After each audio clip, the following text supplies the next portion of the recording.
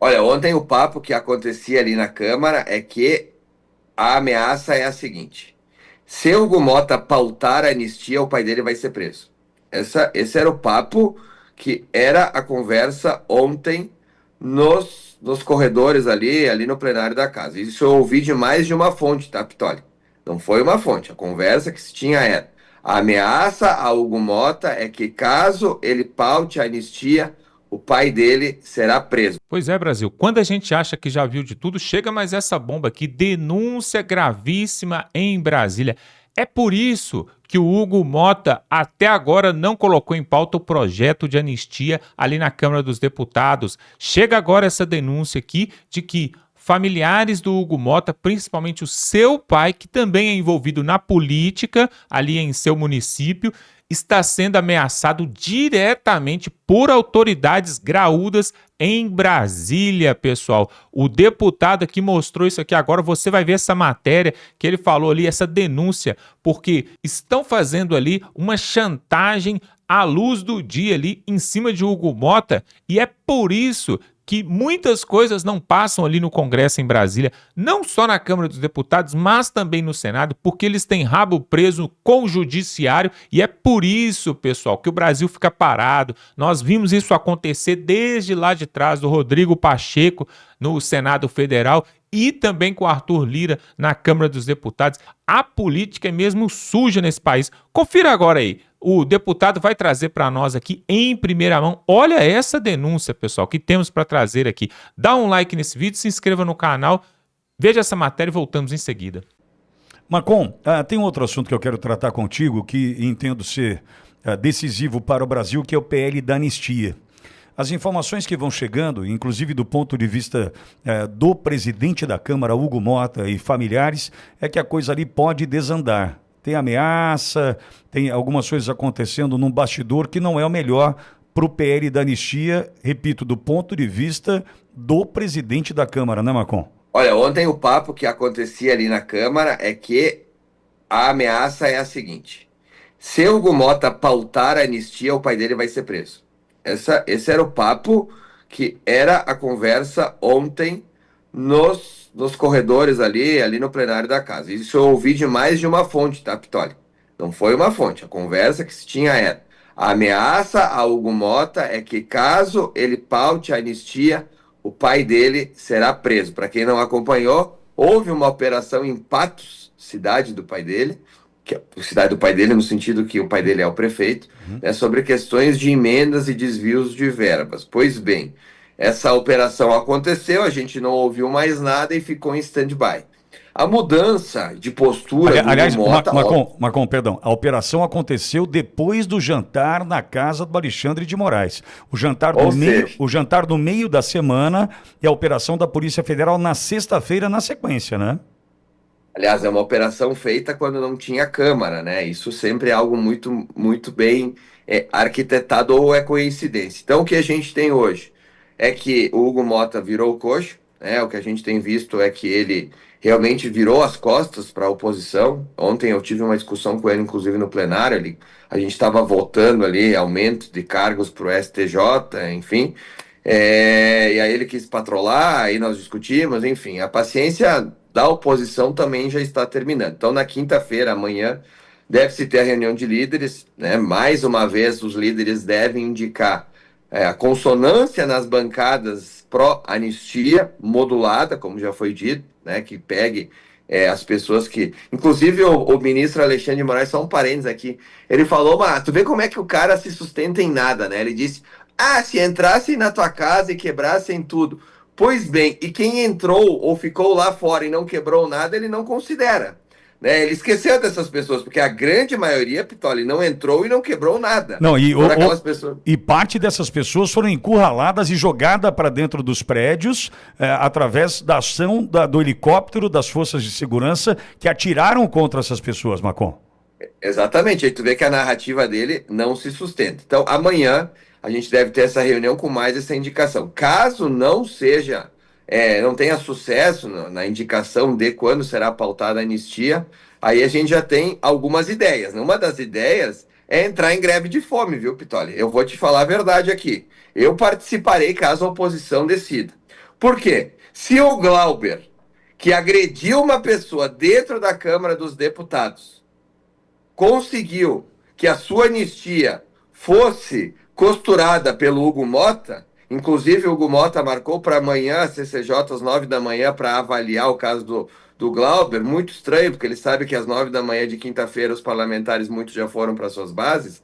Se a gente tiver que tomar uma atitude mais drástica junto com os parentes, eu sou o parceiro.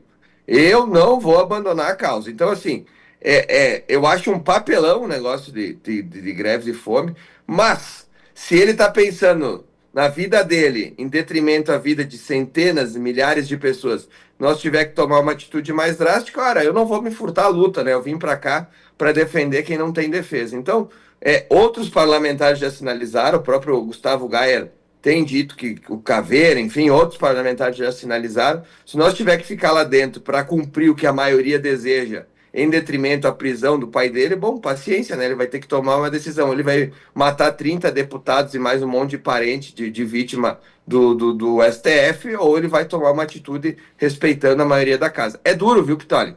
É duro, eu quero te dizer que é dura essa decisão. Ela não é uma decisão, tipo, confortável para mim, principalmente. Minha mulher tá esperando um bebê, Sim. Mas eu fico pensando que tem gente presa que também teve filho que não pôde conhecer no nascimento pelo que foi feito pelo STF. Então, assim, nós vamos colocar todas as opções na mesa. Se Hugo Mota se dobrou a Glauber Braga, que por muitas vezes pediu cassação de parlamentares por nada, então se nós tiver que tomar uma atitude mais drástica, eu lamento, mas nós vamos tomar.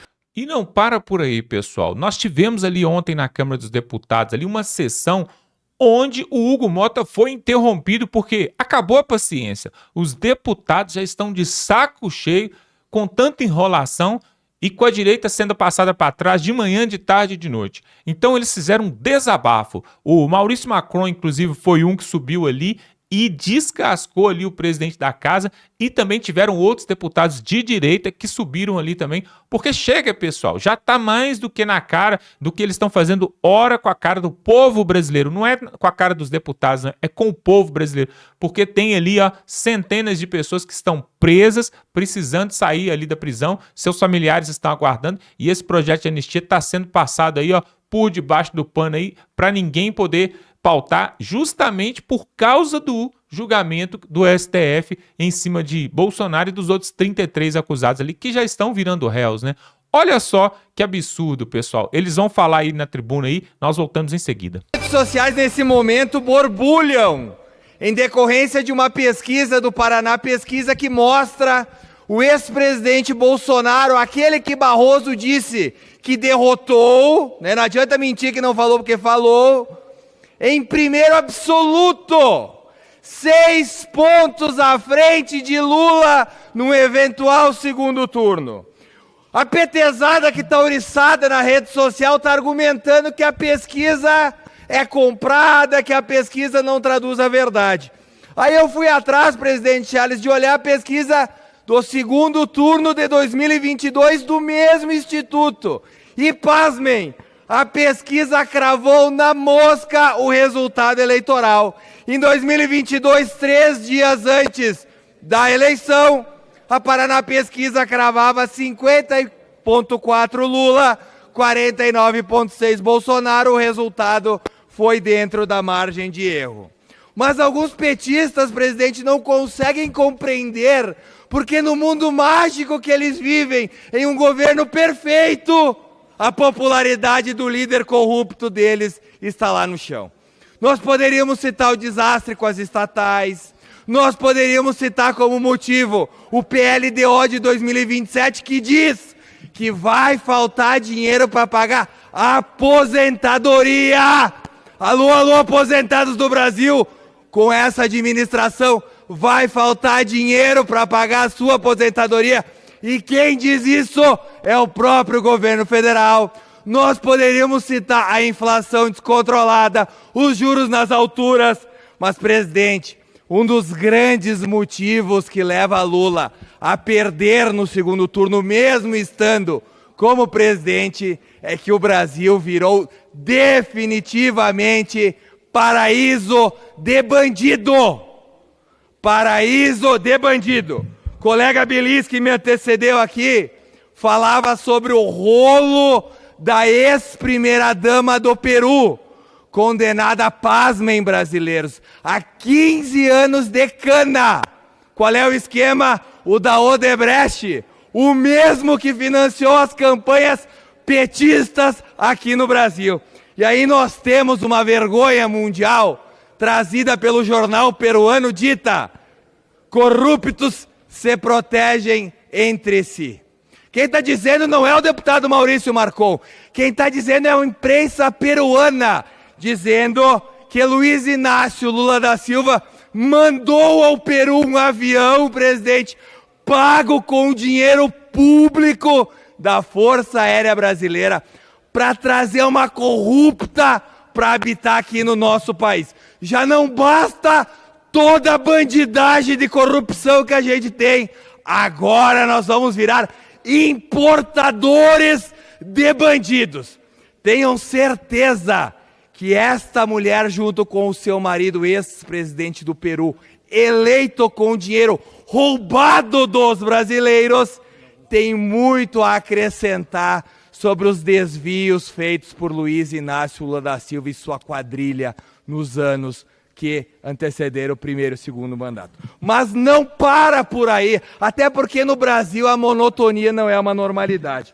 Nós tivemos, presidente, um silêncio ensurdecedor da esquerda, que por anos acusou o ex-presidente Jair Bolsonaro de ter envolvimento com a morte de Marielle. Agora, o ministro amado por eles, Alexandre de Moraes, o alecrim dourado no Supremo, aquele que pode tudo, soltou o ainda deputado que teria mandado matar Marielle. Não tem um post, nem sequer da irmã de Marielle, que é ministra no governo Lula, reclamando sobre a soltura de Chiquinho Brazão, acusado de ser o mandante da morte da vereadora. Sabe por que não tem nada? Porque agora todo mundo sabe que Bolsonaro não tinha nada a ver. Então a Marielle não é mais necessária. A Marielle, que descanse em paz. Mas ninguém mais fala da Marielle. Ninguém do PSOL com aqueles adesivos aqui, ó. Quem mandou matar Marielle?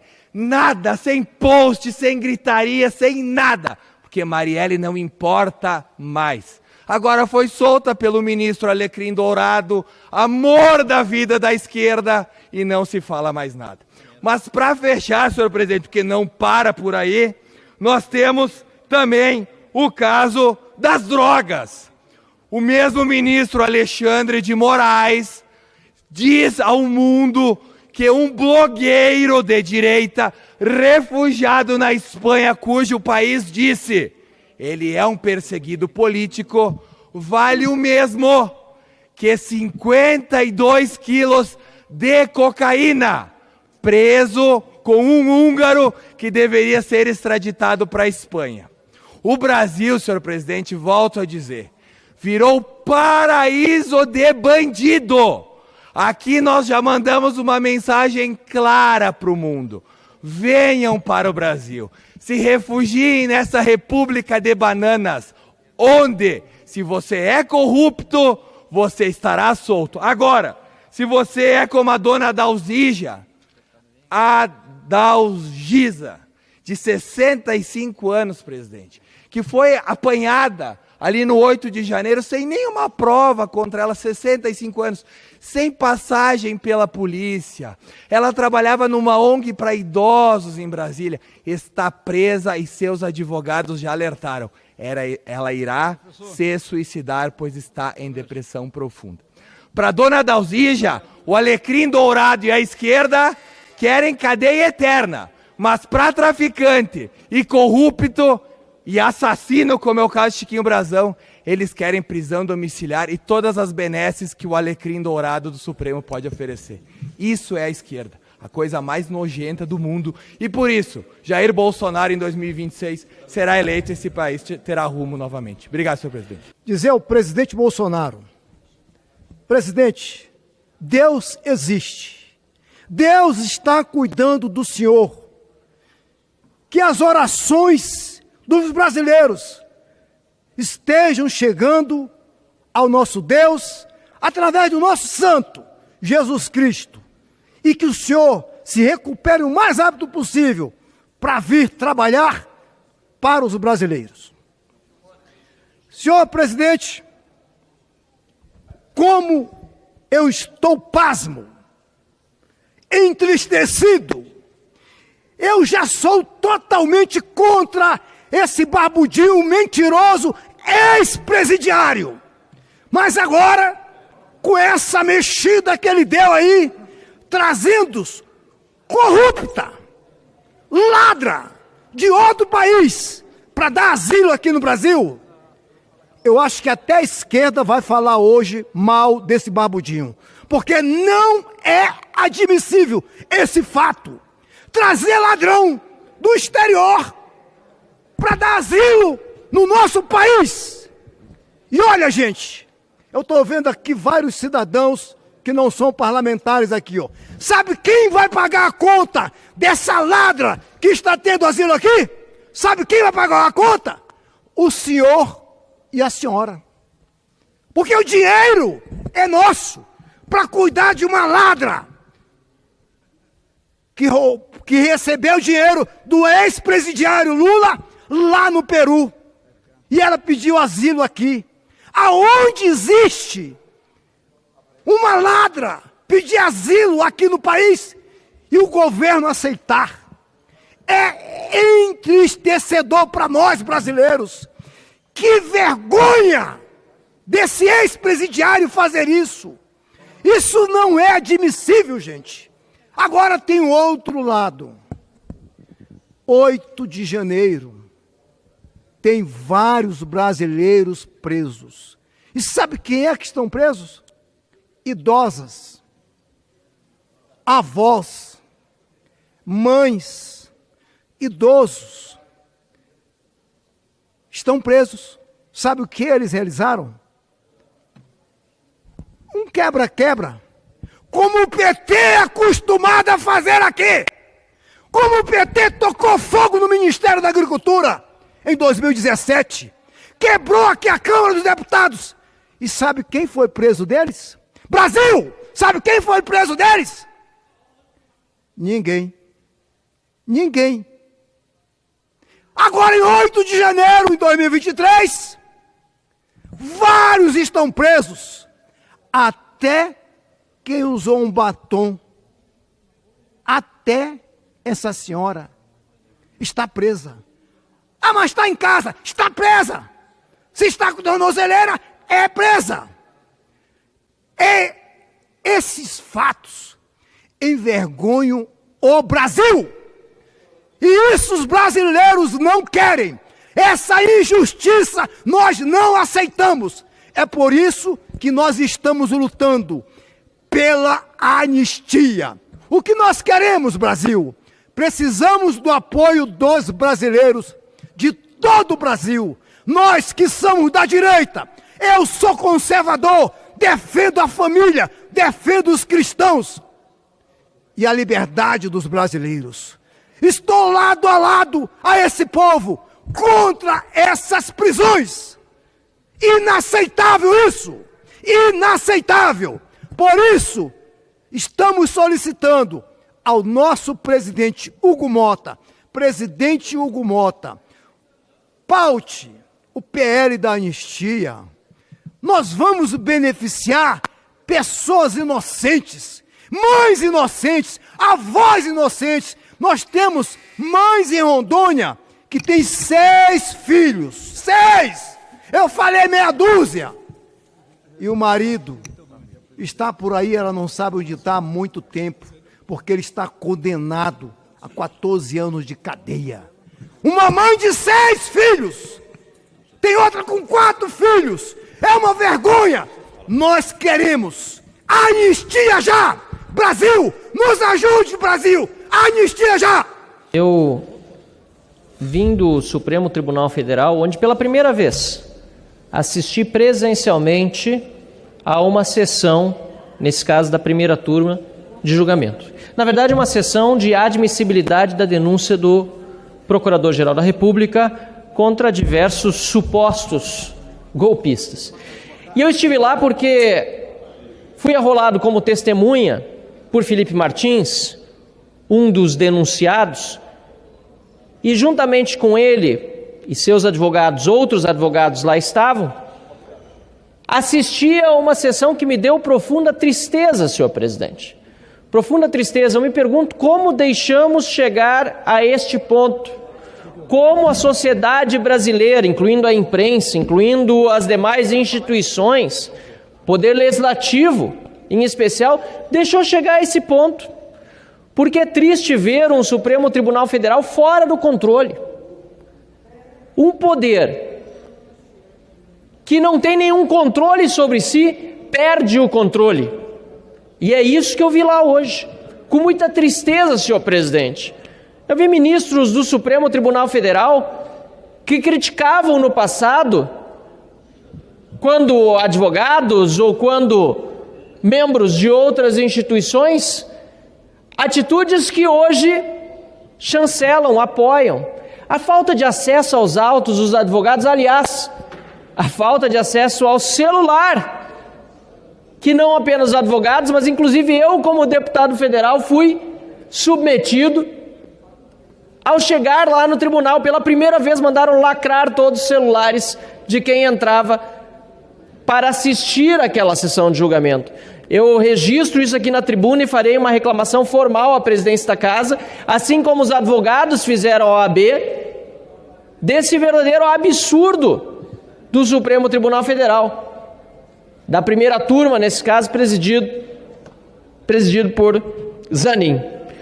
Por isso, senhor presidente, não tenho mais muito a dizer, a não ser que percebi que são cartas marcadas a serem jogadas agora no Supremo Tribunal Federal, nesse exato instante. Não tenho medo de errar, de que Felipe Martins será denunciado.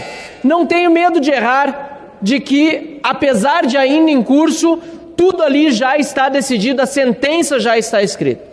O desespero dos advogados que tentam buscar a verdadeira justiça é nítido nas suas comunicações, nas suas manifestações.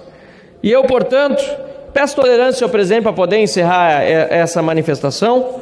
Volto daquele plenário do Supremo Tribunal Federal triste porque vi homens que têm descumprido a lei e a Constituição, julgando homens que, ao que tudo indica, não têm nada a temer ou não deveriam ter nada a temer porque crime não cometeram. Sequer poderiam estar sendo julgados por não terem foro privilegiado lá no Supremo Tribunal Federal. Não podemos, para concluir, presidente, não podemos nos omitir como sociedade, muito menos como o parlamento que representa a sociedade.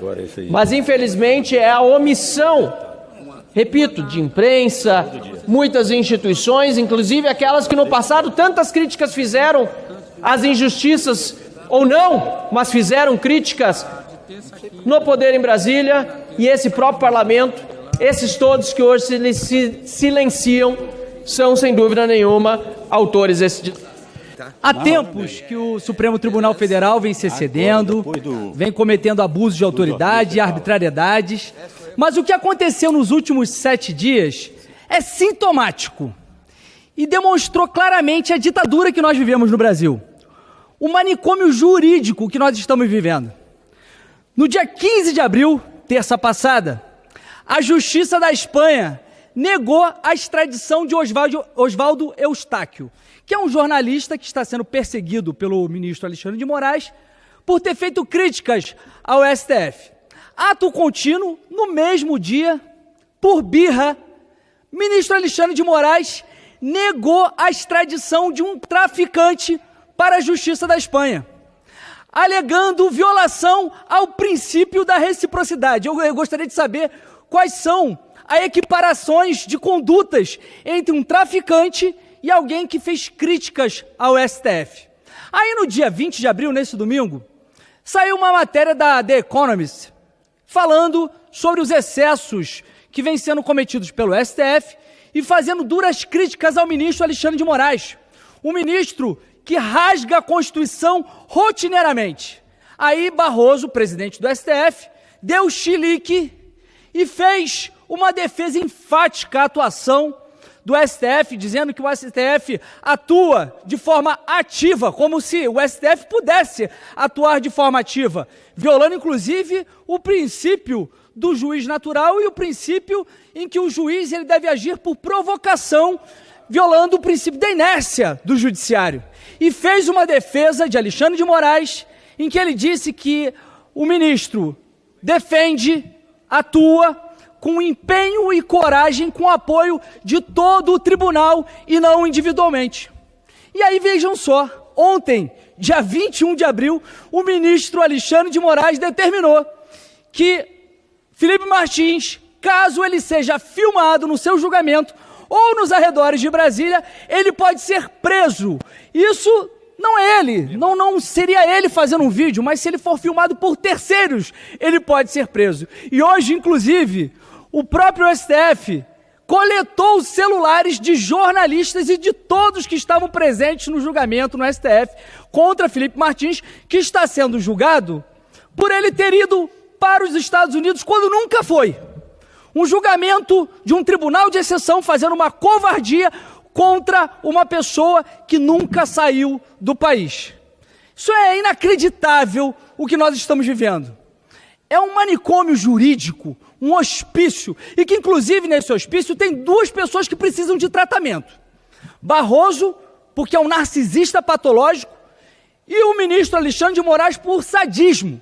Eles precisam ser internados. Isso me lembra muito, sabe o quê? Aquela fábula, aquele conto da roupa nova do imperador ou a roupa nova do rei, em que todos aplaudiam as vestes invisíveis do rei, vestes que ninguém podia ver, mas diziam que os incompetentes e os burros eram os que não poderiam ver. Então todos ficavam aplaudindo as vestes invisíveis do rei, até o momento em que um menino aponta e fala para ele: ué, o rei está nu, o imperador está nu. E aí ele é desmascarado, a farsa cai por si só. E aí o rei, pomposo, continua desfilando, continua arrogante, ciente da sua situação, mas arrogante demais para recuar e admitir que estava errado. E é o que nós estamos vivendo no país. Nós estamos vendo um Supremo Tribunal Federal que age ao arrepio da lei, que age com abuso de autoridade, e o Senado Federal finge que está tudo bem, finge que eles estão com as vestes da democracia, quando na verdade o que nós estamos vivendo é a pura ditadura. Poucos tinham coragem de apontar, mas hoje o mundo inteiro está vendo como na verdade o Brasil vive a ditadura do judiciário. O departamento de propinas da Odebrecht, que pagou 10 bilhões de reais em propina no mundo, ajudava a financiar a campanha política desses esquerdistas que depois davam contratos para a Odebrecht. É o toma lá, dá cá, você me dá dinheiro para financiar a minha campanha e depois eu te dou os contratos para você fazer as obras superfaturadas, para você separar um dinheirinho, colocar no seu bolso e depois entregar para mim. Pois é, essa primeira-dama foi condenada a 15 anos de cadeia por lavagem de dinheiro do dinheiro ilícito que ela recebeu da Odebrecht, a mesma empresa que deu o sítio para o Lula. Bom, essa primeira-dama, depois de condenada a 15 anos de cadeia, de prisão, ela pediu asilo político. Para quem? Para o Lula. E o Lula mandou o jato da FAB, da Força Aérea Brasileira, buscar uma mulher condenada a 15 anos de prisão por lavagem de dinheiro de propina que recebeu da Odebrecht. 3 milhões de dólares que a Odebrecht pagou para o Peru financiar a campanha do presidente que depois ia dar os contratos para a Odebrecht. Para a Odebrecht continuar ganhando dinheiro e bancando, dentre outras pessoas, o Lula. Pois bem, o Lula mandou o jatinho da Força Aérea Brasileira buscar essa mulher que foi condenada a 15 anos de prisão lá no Peru e trazer para o Brasil para dar asilo. Pois é, pessoal, chega uma hora, né, que a conta chega, a última gota d'água, né, foi justamente essa manifestação que teve ali na Avenida Paulista, e logo em seguida o Hugo Mota sai de férias, fica uma semana fora, só para não dar satisfação para ninguém, e aí eles conseguiram o número de assinaturas ali que são obrigatórias para colocar o pedido em votação. O Hugo Mota coloca 4 projetos ali em caráter de urgência, justamente para poder não colocar o projeto de anistia, e agora, cada dia uma desculpa diferente, e agora surge aí essa bomba, né, de que o pai de Hugo Mota está sendo ameaçado ali por autoridades. Agora, quem será, né? Quem será? Será algum dos ministros do STF? Será o poderoso chefão ali, o Lula? Ou será algum dos seus assessores? Nós sabemos que no Brasil acontece esse tipo de coisa, né? Pressão psicológica, chantagem, troca-troca, né? Troca de favores. Isso acontece na política, de manhã, de tarde e de noite. Agora, quem está esperando por anistia, quem está esperando pela justiça, quem está esperando é aqueles que estão lá presos, lá, os patriotas. Entre eles, mais de 80 mulheres. Quase a metade são idosos ali, de todos os presos que estão ali, né? Enquanto isso, né, não é a mãe deles, não é o pai deles que está lá preso, então para eles pouco importa, né? E aí fica fazendo esse julgamento ali, onde, montando narrativa, nós vimos ontem, por exemplo, né, o julgamento ali com o Felipe Martins, né, onde o Sebastião Coelho ali defendeu o Felipe Martins, mostrando provas, mostrando a verdade, né, mostrando aquilo que realmente aconteceu, mas eles não querem nem saber disso. E é engraçado que depois do que terminou o julgamento ali, que os 6 se tornaram réus, assim como o Bolsonaro e o Braga Neto também já haviam se tornado. Você vai assistir os telejornais e todos parece que são unânimes, né? Parece que só falta eles dar as mãos, né? Eu acho que nem precisava de ter tantos telejornais, porque todos falam a mesma coisa. Todos aplaudindo e falando que está tudo certo, isso mesmo, que eles têm que se tornar réu, porque são golpistas, tentaram dar um golpe no Brasil, um grande golpe, né? E aí, pessoal, o que a gente fica pensando é o seguinte: até que dia que a direita, os deputados, os senadores ali em Brasília também, vão ficar aguentando esse tipo de coisa? Por que eles não fazem ali um protesto, fazem uma greve, fazem alguma coisa para poder chamar a atenção do povo brasileiro e das autoridades ali? E até mesmo da mídia internacional, porque se mexer com a mídia internacional, talvez eles recuam, né? Inclusive, na semana passada, o Moraes, né, teve que dar uma recuada, inclusive soltou mais 2 presos ali, justamente porque saiu ali na revista The Economist uma matéria descendo o pau e o cacete ali no STF. E aí eles não gostam. Quando vem lá de fora a crítica, eles não gostam. Se vier daqui de dentro, não tem problema. Mas lá de fora, eles não gostam. Por quê? Querem se bancar de bonitos, né? Para quem está lá fora. Não sei se você sabe, mas muitos brasileiros, na verdade, lá fora, né? Principalmente nos Estados Unidos, na Europa, tem mais de 2 milhões de brasileiros que estão ali nos Estados Unidos, tem brasileiros que estão na Europa, tem no Japão, e eles acompanham muito pouco a política aqui no Brasil. Então, esse tipo de que acontece aqui no Brasil, essa repressão, esse ativismo judiciário, né, toda essa tirania que nós temos visto aqui, muitos lá fora não ficam sabendo. Aí, quando a imprensa lá de fora, como aconteceu com essa revista, né, lá da Inglaterra, que noticiou isso e mostrou o abuso e a vergonha que tem acontecido aqui, aí eles ficam atordoados, eles ficam com medo e querem recuar. Por quê? Não querem que o nome deles fique sujo lá fora. Que vergonha, né? Tomara que suje e mais ainda, né? Vamos ficando por aqui, pessoal. Se você gosta desse conteúdo, se inscreva aqui. Vamos avançando aqui. Cada inscrito aqui, você nos dá força para continuar esse trabalho. Dá um like nesse vídeo, pega o link desse vídeo, compartilha no grupo do WhatsApp, no grupo da família, manda para todo mundo, pessoal. Se tem algo que você pode fazer para ajudar o Brasil, é divulgar esse tipo de conteúdo que fala a verdade e que mostra esses absurdos, pessoal. Como que pode o futuro do Brasil ser decidido por causa de uma opressão e de uma chantagem em cima do presidente da Câmara dos Deputados? Olha que ponto chegamos. Vamos ficando por aqui e até a próxima.